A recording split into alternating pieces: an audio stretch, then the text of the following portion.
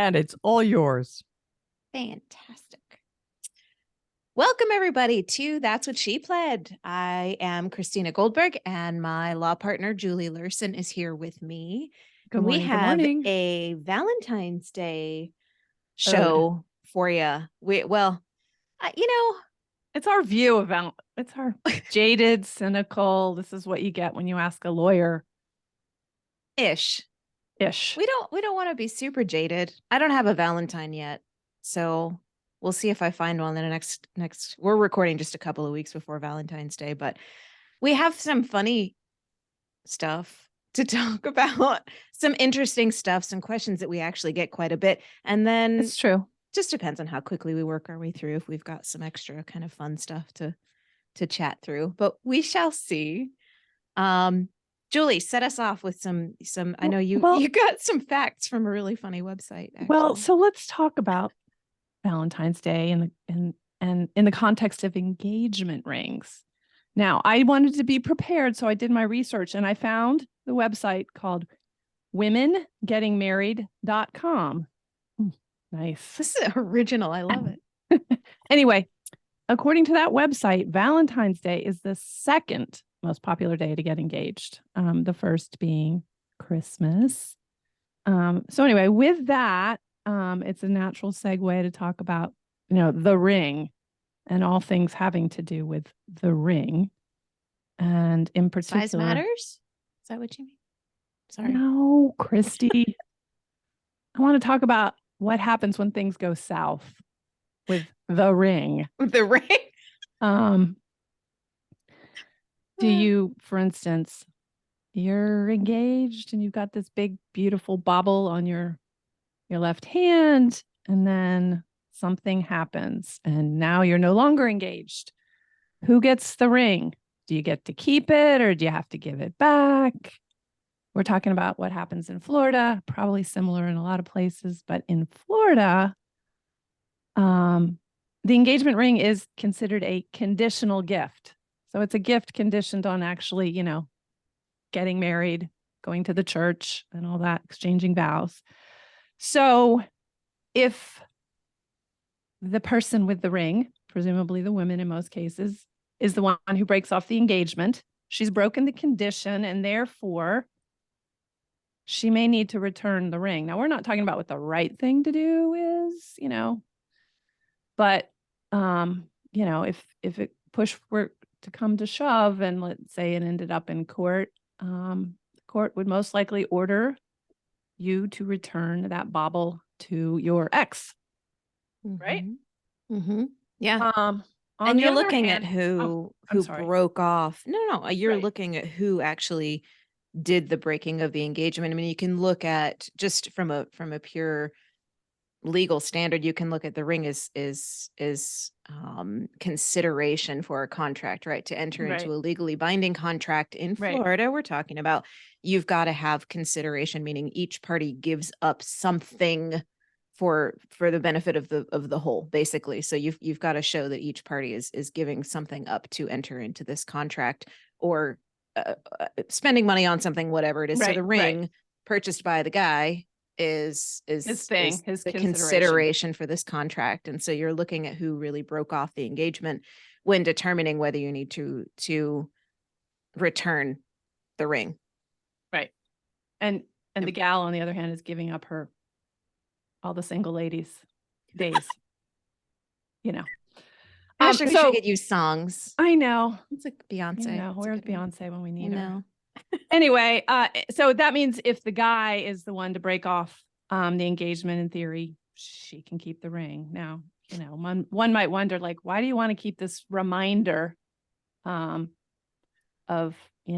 something that didn't work out? But, that's a philosophical conversation. We're just going to talk legal stuff here, right? That would be. I mean, well, and so, we're talking engagement. So we're talking premarital gift, and there's a different, obviously once you've been married and what happens in the divorce, typically that would be agreed to in the divorce decree, the marital settlement agreement, whatever it is. But it's funny, when my mom and dad got divorced, my father actually demanded the the engagement ring back as part of their divorce. And so my mother, I love her, said, "Oh yeah, you want it back? I got you." She took the ring to a jeweler, had the stone replaced with a CZ, and gave him the ring back.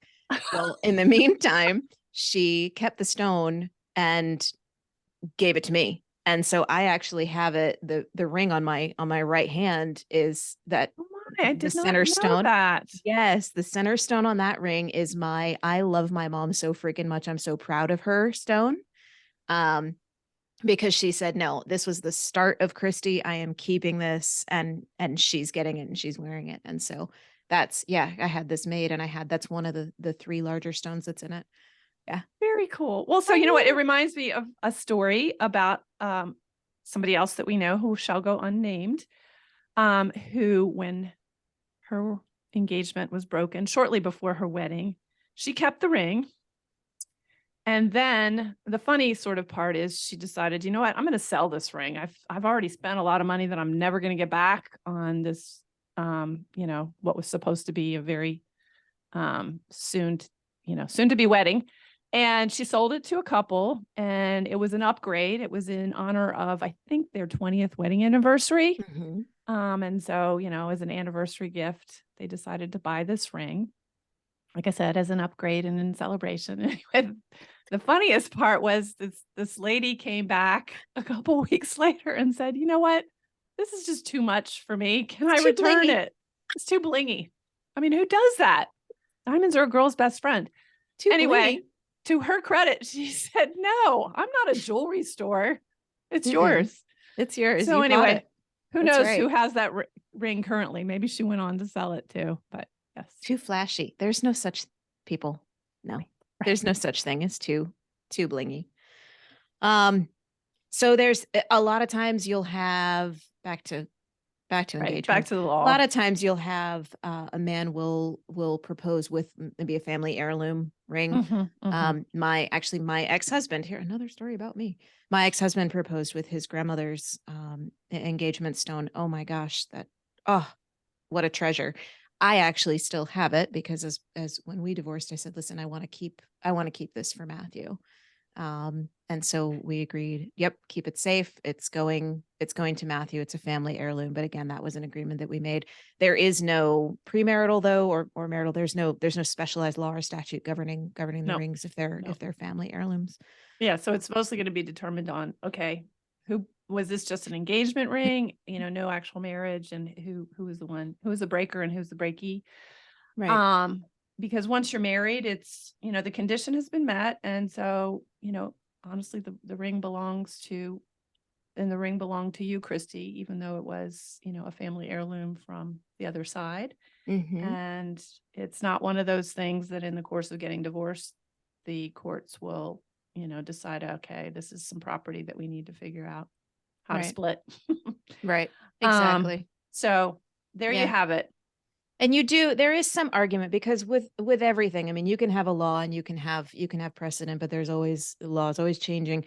There has been quietly some argument. Listen, if you are proposing on a holiday, or if you are proposing on a birthday, be careful.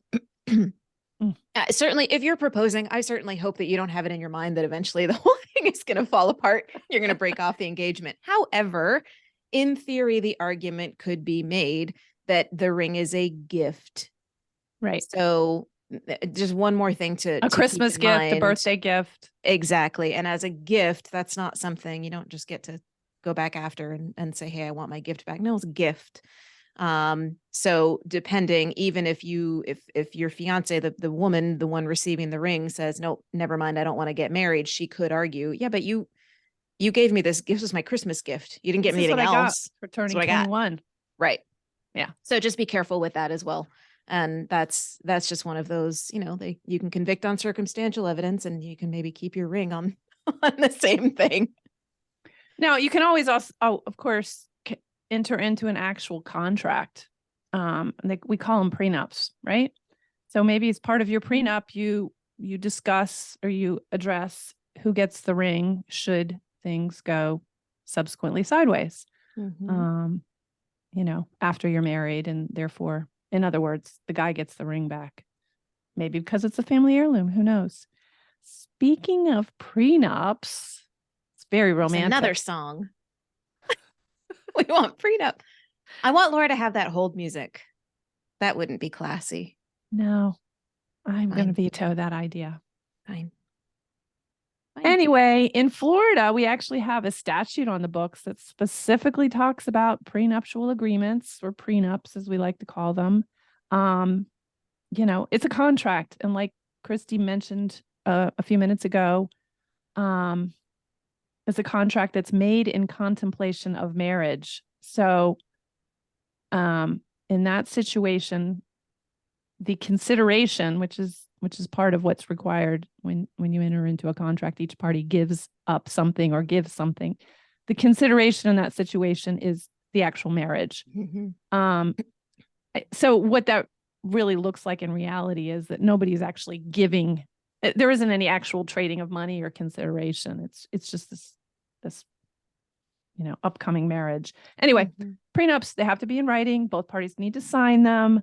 And it can pretty much address anything, including engagement rings. It can address, real estate, my tool collection, anything and everything. Yep. My retirement accounts, my investments, life insurance, and we can talk alimony, how my will is going to be set up to help you or not. As long as it's not, about committing a crime or doing something that's like really against public policy, you can reach an agreement about it. You cannot talk about child support. So if you guys have kids, you can't agree that I'm never going to pay child support or anything like that. That's not going to fly. But right, totally separate. But yeah, as long as there's no fraud or duress or coercion, so for instance, if it's our wedding day and I'm getting dressed and suddenly my fiance shows up with this 25-page document that he wants me to sign, in which I agree to give up all kinds of things, presumably, that prenup is going to be suspect. Let's just put it that way. Yep. Because at this point, I just want to get married. I'll do anything to marry my Prince Charming. Even everybody's here, and so cakes on the table. Yeah.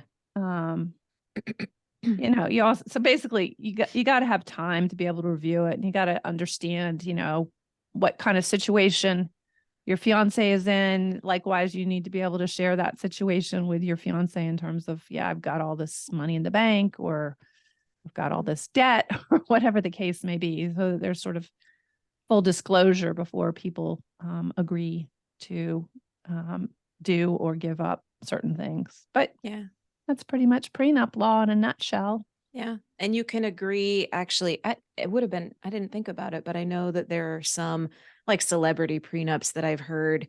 I think Justin Timberlake and Jessica Biel actually put something in their prenup about if he cheated, the amount of money that she would get. Or, I mean, you can put penalties in there. I mean, you can contract to basically anything, as long as it's legal. Right.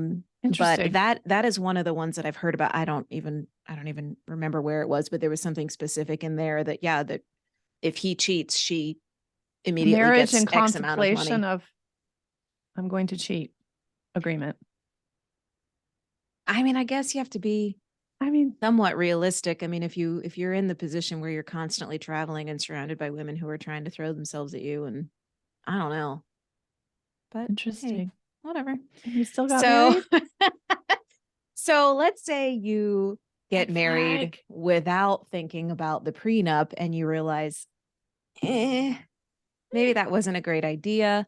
Right. There are also postnups that one can enter into. I would imagine that would be a more difficult discussion to have with your spouse. Because gosh, we're already married. And so what are you doing thinking about a postnup if you're not planning for something to go sideways? But they do exist. Yep. A postnup is actually it's maybe a little bit more difficult in Florida because you're looking at bigger disclosures. I mean, you've got to have a full financial disclosure.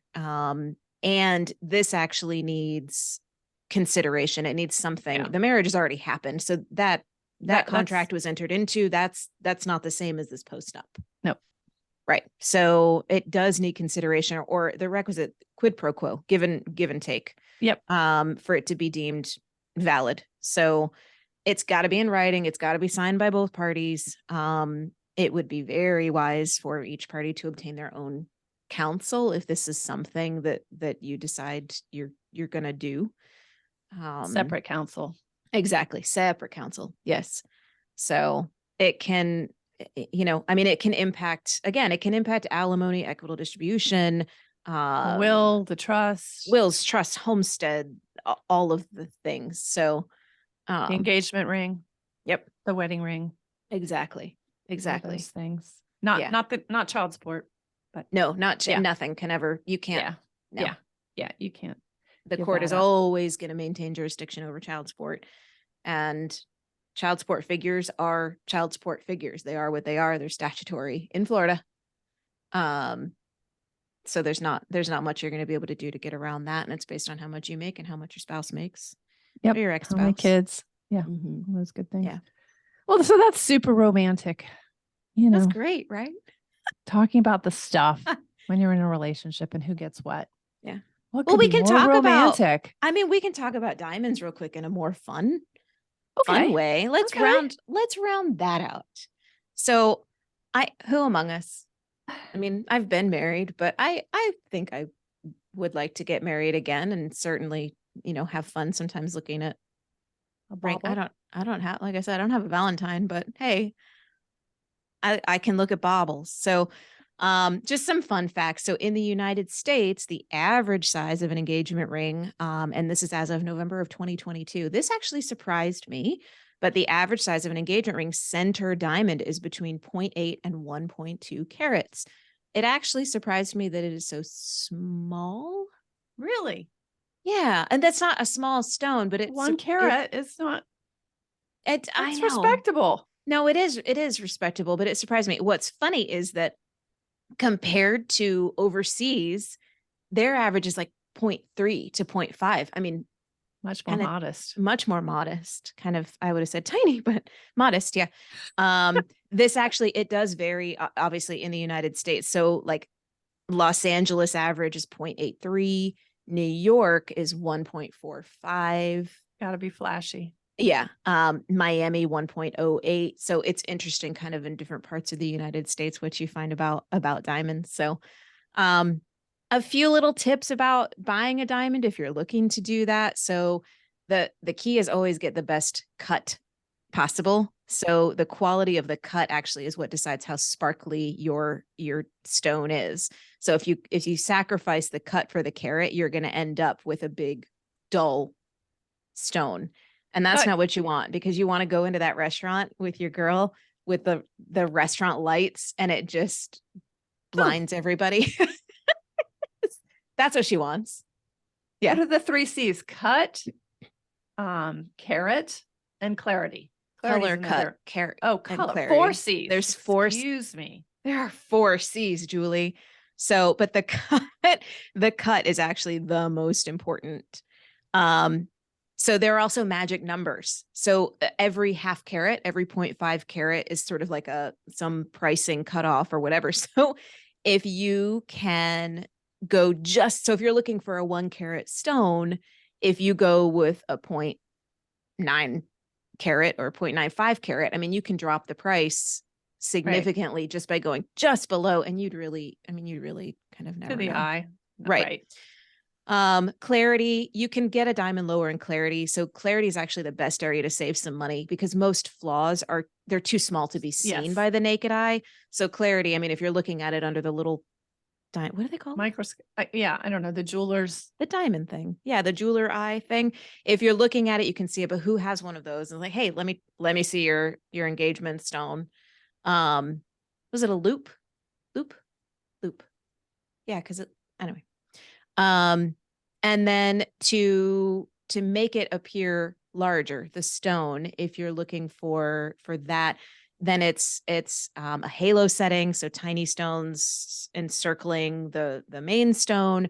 A very thin band will help that center stone pop, especially like if you go to solitaire, or a fancy cut. So a pair or a marquee actually face up larger for a stone. So there's some tips, for Listen to Christy. all the men listening to us who are looking to propose.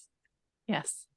Taking advice. That's lighthearted and happy Valentine Day talk. Yes. Yeah. And then, you can talk about the prenup later. Yes, exactly. All right. Well, so we should probably get out of engagement rings and segue into something else Valentine's Day related. And I have another really uplifting subject that we could broach, and that has to do with, Valentine's Day is shorthand VD, STD, HPV, and all that good stuff. You may remember from one of our earlier pods that we talked to you about the case out in the Missouri, Kansas area in which a former boyfriend and girlfriend who had exchanged all kinds of things, including bodily fluids in the back seat of his car.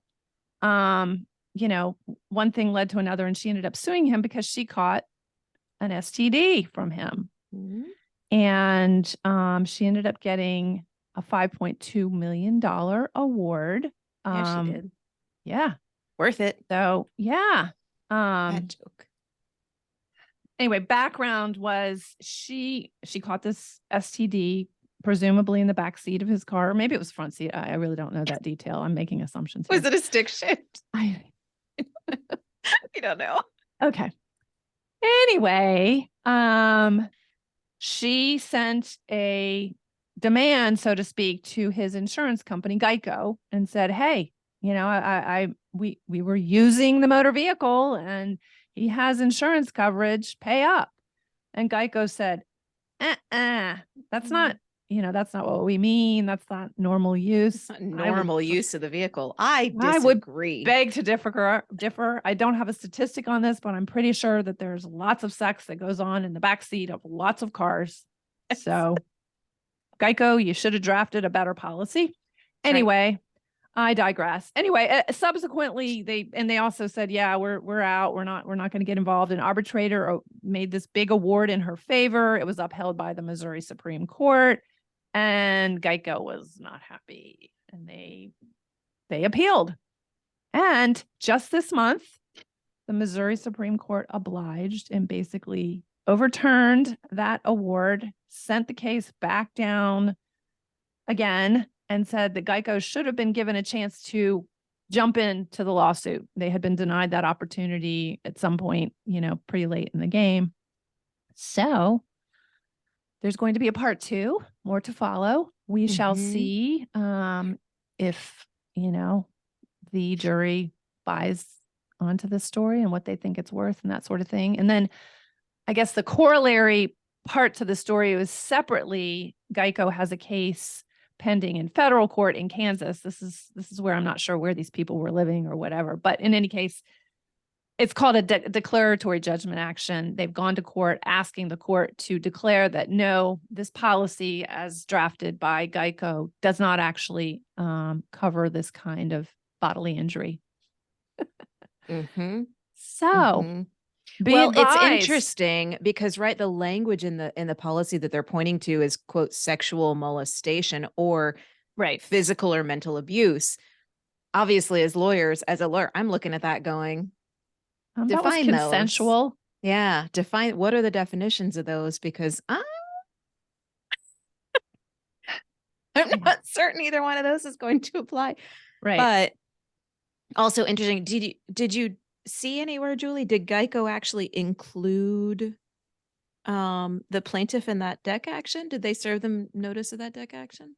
I do not know the answer to that, because that's always fascinating. That's been ongoing for a while, I believe. I'm pretty sure that was we discussed that in our last podcast. So I just don't know where that stands. I just sort of, to give the full picture, we've got the actual, this is an injury claim lawsuit that's going on. And then separately, does this policy really cover this kind of thing or not?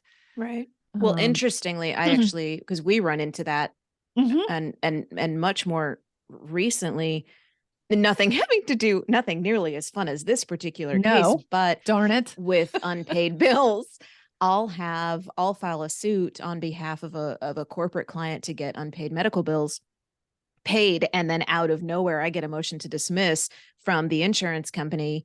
I could name, there's one insurance company that is guilty of this time and time and time again. I won't call it out, but I wonder who. I will get notice from them, a motion to dismiss from them saying, no, there's already a pending action. Excuse me. Your little pending action involves my client. You didn't serve my client. You didn't name my client.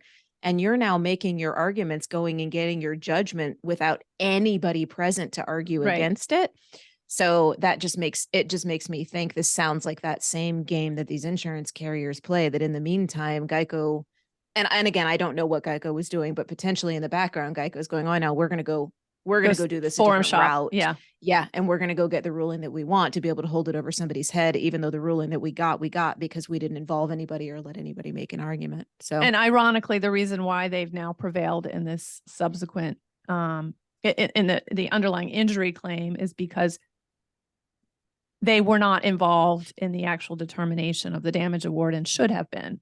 Mm-hmm. So if they've excluded the injured party in their deck action, it should be consistent, I guess. What's good for the goose should be good for the gander. So exactly. It's interesting. Have it both ways. Yeah. So yeah, for sure. All right.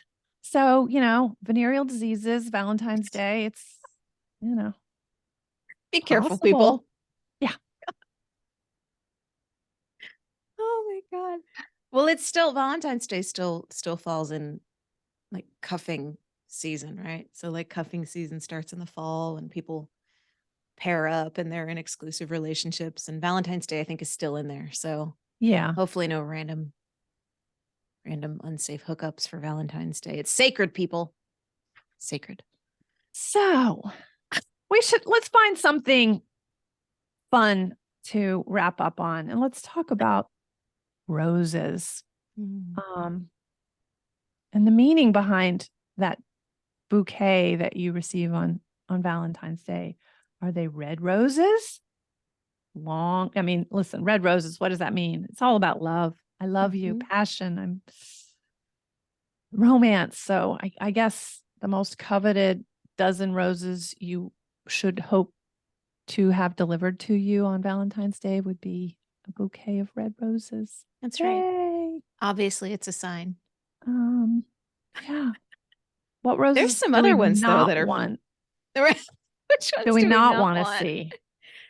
The research on this was fascinating. The ones that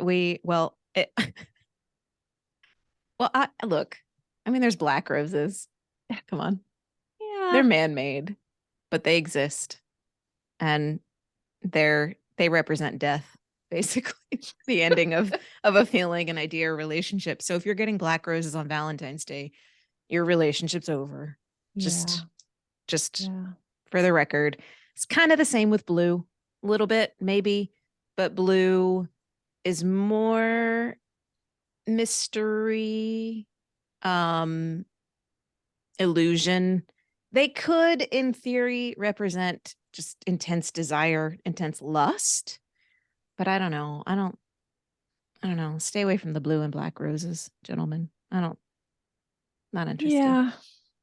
And I listened to this radio show, and it's out of Philadelphia, where apparently there is a jeweler named Steven Singer, and his trademark is I hate stevensinger.com.